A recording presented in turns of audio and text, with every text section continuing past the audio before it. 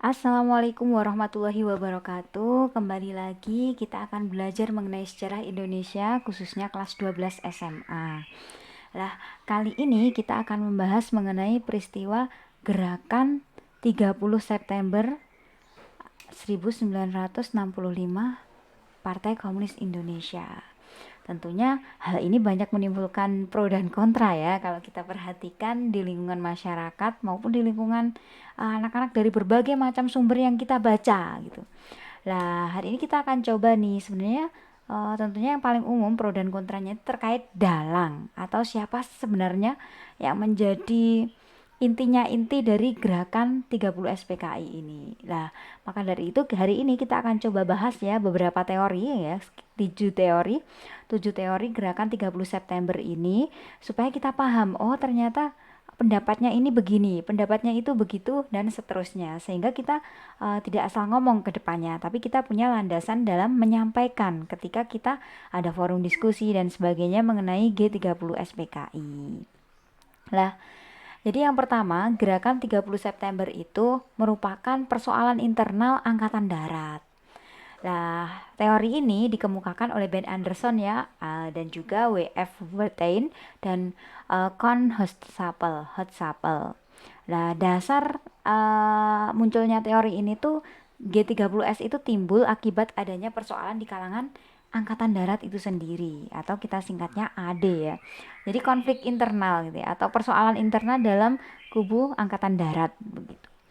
Yang kedua, ada pendapat lain nih. Ini masih di persoalan internal Angkatan Darat.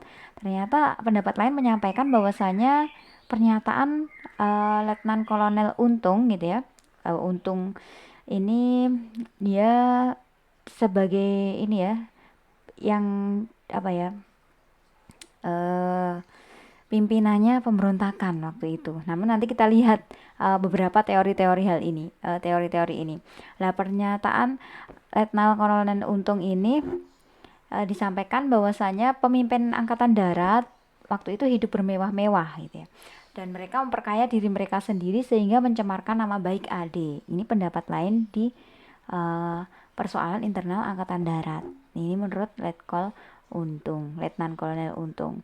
Kemudian faktanya kalau kita lihat faktanya, Jenderal Nasution itu meskipun beliau adalah salah satu pimpinan angkatan darat, namun beliau tetap hidup sederhana. Itu teori pertama, persoalan internal angkatan darat.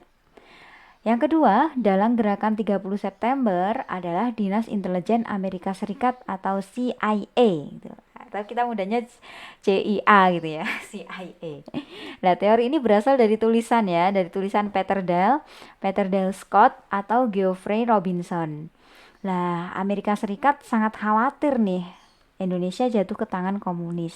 Jadi kekhawatiran inilah gitu ya yang menjadi dasar ditulisnya teori ini yang kemudian ini menjadi salah satu teori ketika mencari siapa sih dalang yang sebenarnya gitu. Teori muncul. Ternyata Amerika juga khawatir nih kalau sampai Indonesia itu jatuh ke tangan komunis.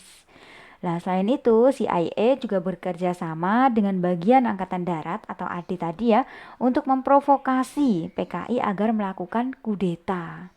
Yang dimana tujuan akhir dari CIA ini menjatuhkan kekuasaan Soekarno. Nah, ini kalau yang pertama tadi itu konflik internal AD sendiri, yang kedua ini ada campur tangan dari CIA ini. Gitu.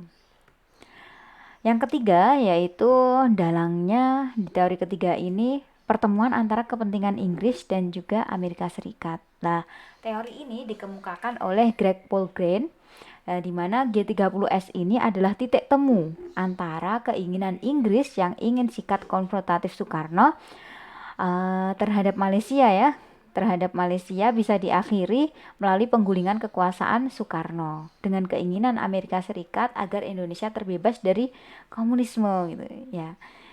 Wajar ya kita tuh jadi rebutan gitu ya. Waktu itu juga ada konfrontasi dengan Malaysia.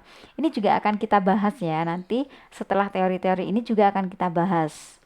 Kemudian setelah saat itu Soekarno memang tengah gencar ya melancarkan provokasi menyerang Malaysia yang dikatakannya sebagai negara boneka Inggris. Karena waktu itu ini ya Malaysia dijajah Inggris dan bahkan sampai sekarang pun kalau kita lihat menjalin hubungan yang dekat juga nih dengan Inggris. Kemudian eh yang keberapa tadi ya? Keempat ya. Soekarno adalah dalang gerakan 30 September. Nah, hal ini dikemukakan oleh Anthony Daguerre dan John Hughes, di mana teori ini beranjak dari asumsi bahwa Soekarno berkeinginan melenyapkan kekuatan oposisi terhadap dirinya yang berasal dari sebagian perwira tinggi Angkatan Darat. Nah, kemudian teori ini dilemahkan dengan tindakan Soekarno yang waktu itu menolak mendukung G30S. Bahkan pada 6 Oktober 1965 dalam sidang Kabinet Dwikora, waktu itu di Bogor ya, Soekarno mengutuk gerakan ini. Wah, makin gimana? Makin tercerahkan atau makin bingung nih? Kok banyak banget ya teorinya gitu. Nah, selanjutnya ada juga teori yang lain nih yang dikemukakan oleh John Delege yang disampaikan tidak ada pemeran tunggal dan skenario besar dalam peristiwa gerakan 30 September. Jadi ternyata nggak cuma pemeran tunggal gitu, tapi dari banyak gitu lah. Yang hal ini menyatakan bahwa tidak ada dalang tunggal dan tidak ada skenario besar dalam G30S. Kemudian kejadian G30S merupakan hasil perpaduan antara unsur nekolim gitu ya, negara barat, pimpinan PKI yang keblinger serta oknum-oknum ABRI yang tidak benar. Semuanya pecah dalam improvisasi lapangan. Jadi semuanya nih di sini ya. Kalau tadi cuma satu, yang di sini tidak ada dalang tunggal ini semuanya ini termasuk bagian dari skenario gitu. Ya, wallahu alam. Ya, ini kita baca teorinya dulu ya. Kemudian Soeharto sebagai dalang gerakan 30 September. Hal ini dikemukakan oleh Brian May dalam bukunya Indonesian Tragedy.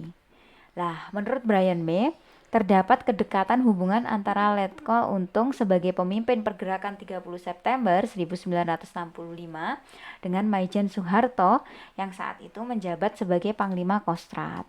Nah, kemudian selanjutnya yang terakhir ya, yang ketujuh, dalam gerakan 30 September adalah PKI, Partai Komunis Indonesia.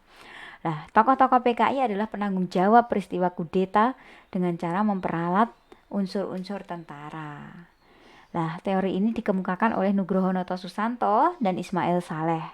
Teori ini juga merupakan teori yang paling umum yang sering kita dengar ya. Ya, mengenai kudeta tanggal 30 September 1965 sampai kebalik-balik nih ya. Ini teori yang paling umum yang sering kita dengar.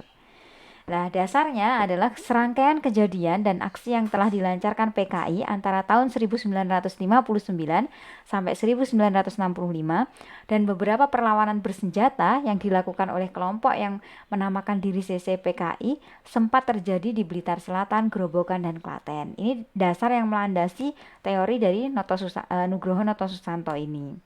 Lah, terlepas dari teori manapun, Indonesia memang diwarnai dengan figur Soekarno ya waktu itu yang menampilkan dirinya sebagai penguasa tunggal di Indonesia gitu. Nanti kita selanjutnya di bab 2 nanti kita insya Allah akan belajar mengenai demokrasi terpimpin, demokrasi parlementer, dan seterusnya kita akan mempelajari sistem-sistem pemerintahan yang pernah terjadi di Indonesia. Untuk hari ini cukup dulu. Next, kita akan membahas lebih lanjut mengenai peristiwa gerakan 30 September ini. Semoga bermanfaat. Wassalamualaikum warahmatullahi wabarakatuh.